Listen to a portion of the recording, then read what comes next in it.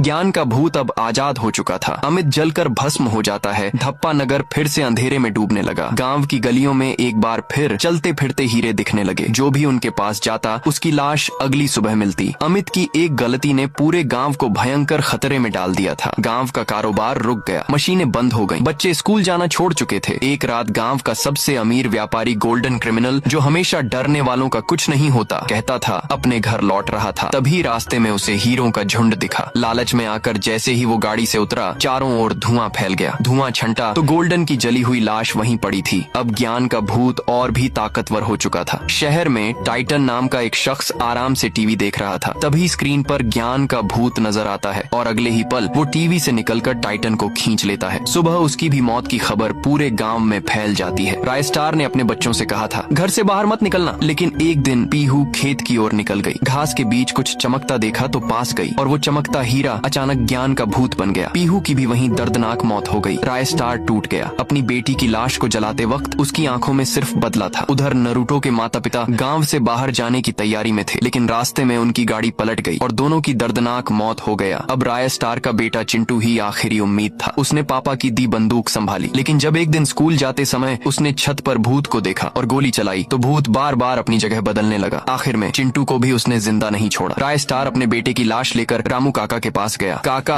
अब बस मेरी बेटी, मेरा बेटा सब ले गया वो भूत। रामू काका ने गहरी सांस ली। एक उपाय है, लेकिन तुम्हें अपनी बलि देनी होगी। मैं गांव के लिए अपनी जान भी दे दूंगा। रामू बोले, 1000 किलोमीटर दूर है साहुर जंगल, वहाँ रहते हैं बाबा सूखा लकड़ा, वही तुम्हारी मदद कर सकते हैं। रात होते ही रायस्टार जंगल के लिए निकल गया। रास्ते में शेर, तूफान सबका सामना करता हुआ आखिरकार वह जंगल पहुंचा। डरावनी आवाजें गूंज रही थीं, लेकिन रायस्टार नहीं डरा। तभी प्रकट हुए बाबा सूखा लकड़ा। रायस्टार ने सब कुछ बताया। बाबा बोले, अगर ज्ञान को मारना है तो तुम्हें खुद को कुर्बान करना होगा। रायस्टार अपना बलि देता है। बाबा ने मंत्र पढ़ा और लाश से आत्मा निकाला। उसका नाम था वेटालराज। वह कोई मामूली आत्मा नहीं था। उसका शरीर आधा रायस्टार और आधा शैतानी जादू से बना था। वेटालराज उड़ता हुआ वापस गांव पहुंचा। गांव तबाह था। उसने ललकारा, ज्ञान बाहर आ। ज्ञान का भूत अपनी पूरी भूतों की सेना के साथ सामने आया। फिर शुरू हुआ महायुद्ध। एक और वेटालराज, दूसरी ओर भूतों की सेना। दोनों में भयंकर युद्ध हुआ। आसमान से बिजली गिरी, चारों ओर धुआंधार हो गया। आखिरकार जैसे ही धुआं छंटा, ज्ञान का भूत जमीन पर गिरा पड़ा था। तभी आसमान से बिजली गिरी। वेटालराज का रूप टूटता है और सामने आता है रायस्टार। धप्पा नगर में शांति आ गया। एक रात डायमंड की खदान से एक आवाज आने लगी,